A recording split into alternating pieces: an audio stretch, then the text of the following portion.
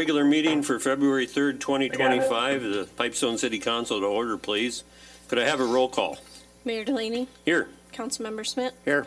Councilmember Thompson, Here. Councilmember Swanson, Here. and Councilmember Kolbeck. Here. We have a quorum. Thank you. If you're able, please rise for our Pledge of Allegiance.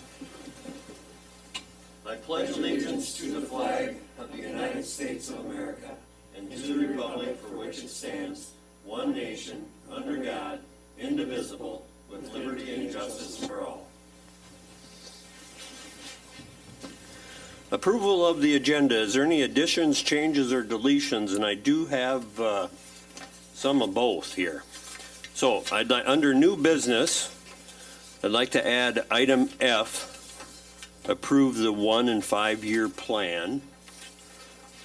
Under new business, item F. And then also under new business, item G, authorize staff to file a claim from the Visa MasterCard fee settlement. And Jason will explain that further when we get to that. But item G is the Visa MasterCard fee settlement. And then I'd also like to remove from the agenda in old business, item A, and also item B. From old business. From item old A. business, item A and item B.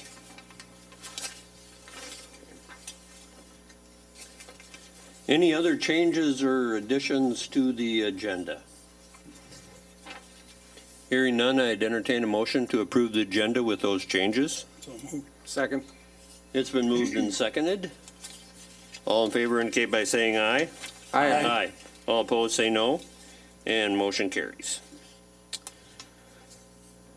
Consent agenda. The consent agenda contains the following items for approval: the January 21st, 2025 regular meeting minutes, the payment of claims and listing of bills.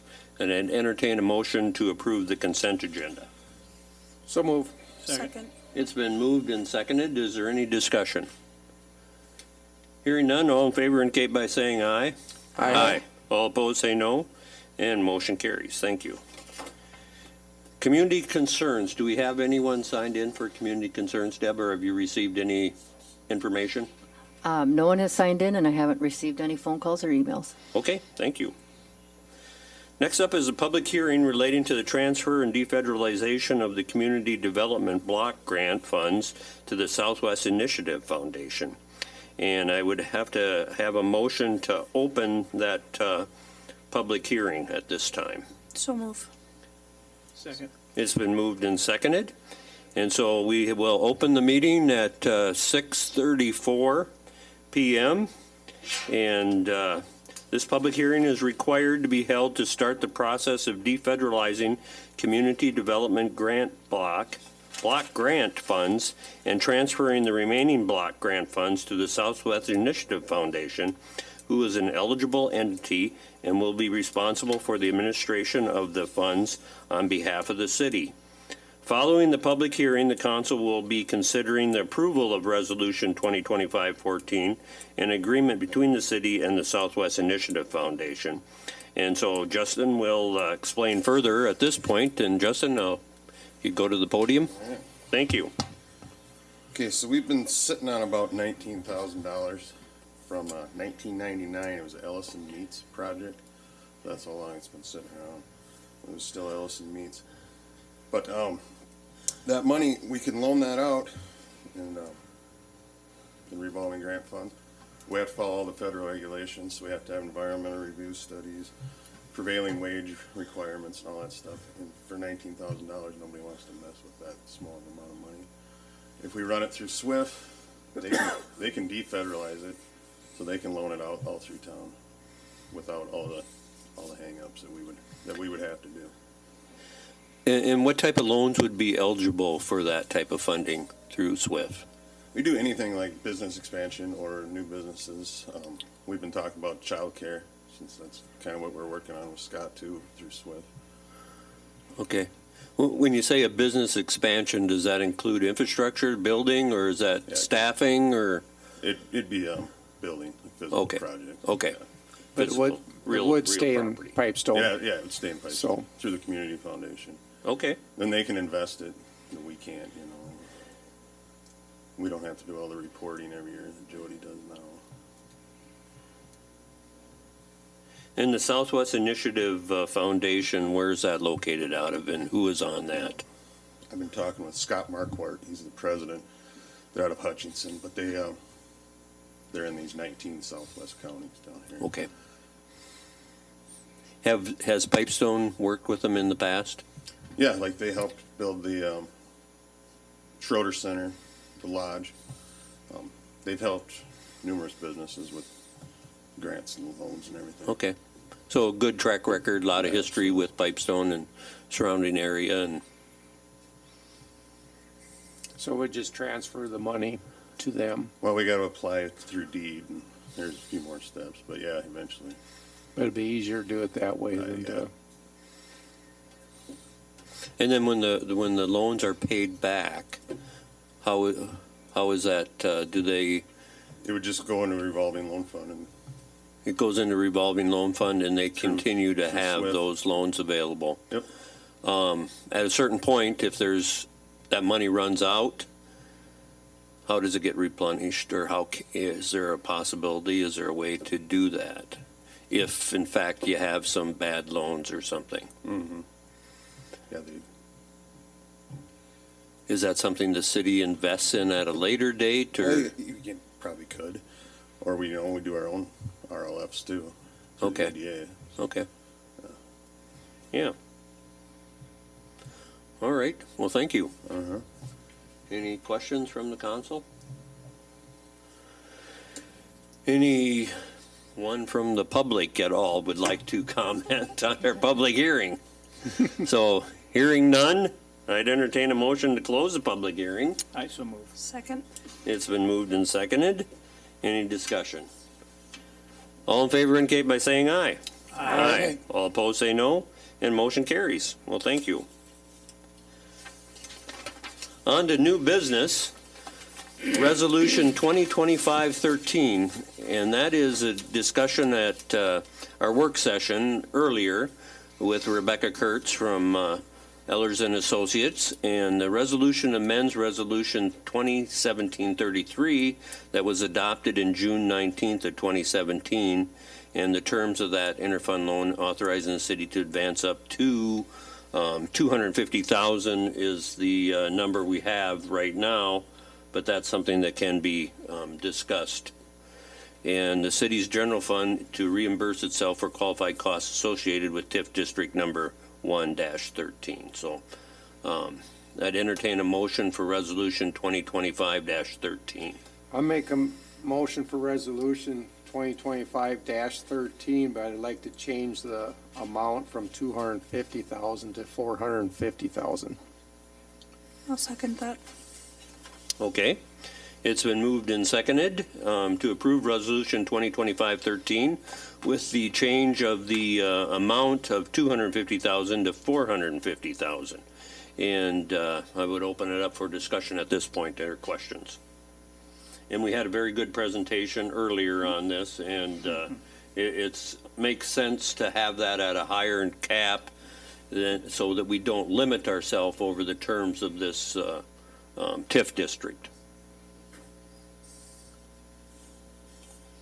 Any other questions, comments? Hearing none, all in favor indicate by saying aye. Aye. All opposed say no, and motion carries. Resolution 2025-14, and this resolution is related to the public hearing which we just held for the Community Development Block Grant and the Economic Development Program Fund. If approved, the request will be made to the Minnesota Department of Economics Development for approval, which is deed, to designate the Southwest Initiative Fund as our local development organization, or LDO, and serving the community and economic development needs of the city of Pipestone, and therefore authorizing them to receive the repayments from the CDBG-ED set-aside loan to Ellison Meats, which Justin had just explained is about $19,000. and it clears the way for easier processing of the loan application if we go through the local development authority, organization, I should say. So I'd entertain a motion for Resolution 2025-14. I move, do Resolution 2025-14. I'll second. It's been moved and seconded. Is there any questions or discussion? And again, we had a good presentation, so I think all of our questions were answered, and all in favor indicate by saying aye. Aye. All opposed, say no. Motion carries. Thank you. Item C, agreement between the city and the Southwest Initiative Foundation. So this agreement goes along with Resolution 2025-14 and is a mutual agreement that designates the Southwest Initiative Fund, or the LDO, to administer the $19,268.16 in defederalized funds remaining from the Community Development Block Grant. And if we approve that, then we'll direct the Southwest Initiative Fund Director for their consideration. So, all in favor, or I need a motion, I guess, I'm sorry. So Entertain a moved. motion. Second. Okay, so we have a motion on the floor and seconded. Any discussion? All in favor indicate by saying aye. Aye. All opposed, say no. And motion carries. Resolution 2025-15. This resolution accepts the following donations. And the Pipestone United Way has donated $496.45 to assist the Minders Library with initiative marketing. And very generous donation from the Pipestone United Way, and thank them for that. I'd entertain a motion to approve that donation. So moved. Second. It's been moved and seconded. Any questions? Hearing none, all in favor indicate by saying aye. Aye. All opposed say no, and motion carries. Thank you. Item E, Resolution 2025-16. This resolution approves plans and specifics for the AWOS replacement project at the municipal airport and allows the city engineer firm to prepare the advertising for the bids.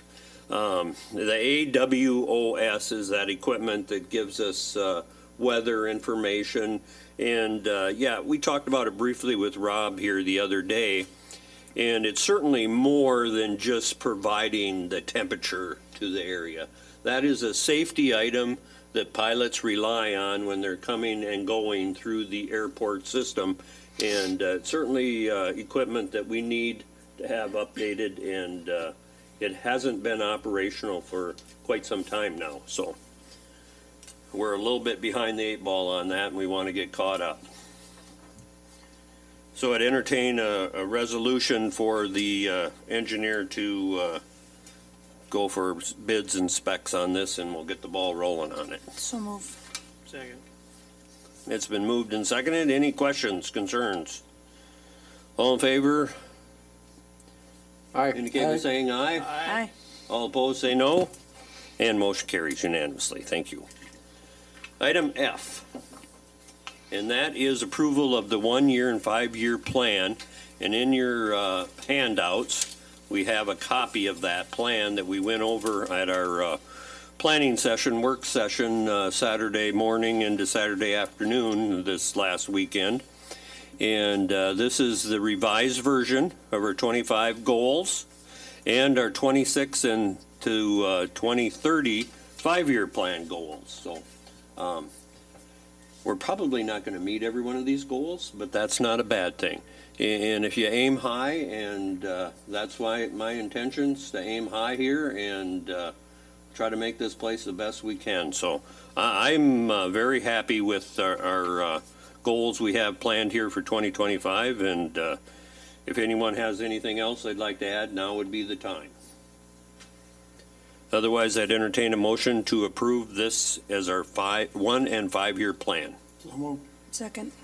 It's been moved and seconded. Any discussion? Hearing none, all in favor indicate by saying aye. Aye. All opposed say no, and motion carries. Thank you.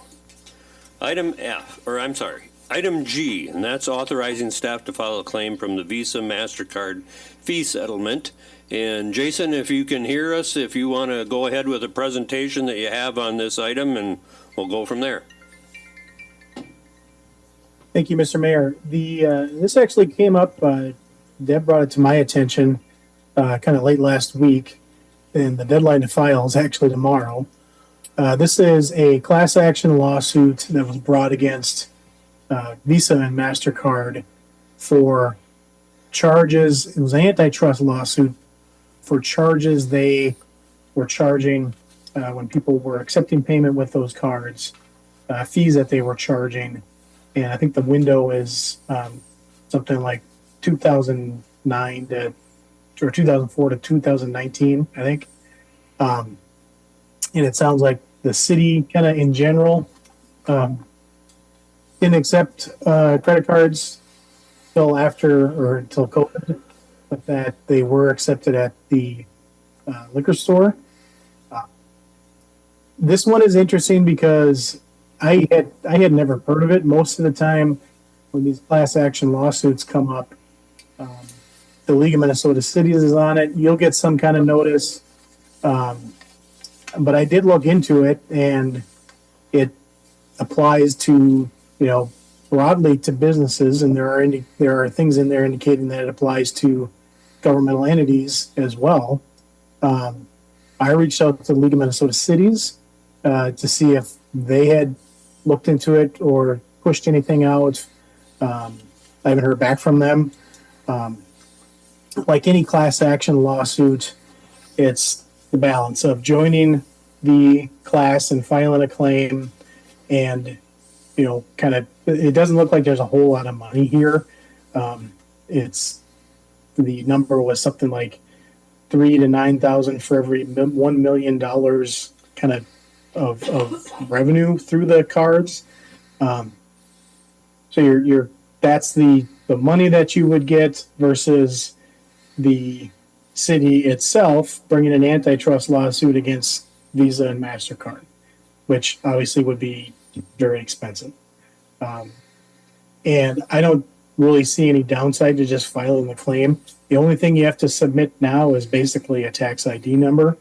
It is, I think the number, then the staff will have to go through the numbers, I think, and figure out, over that span, what those fees were, what the revenue was, those things.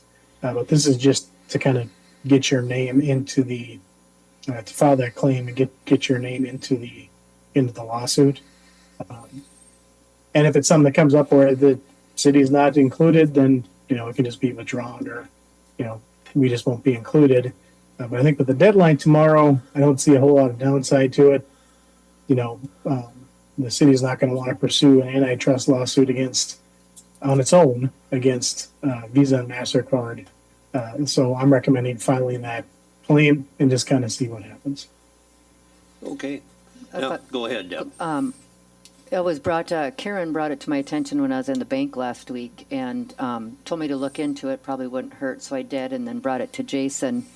I did pull up our charges. We actually we were using credit cards. I shouldn't say using. We were allowing the use of credit cards.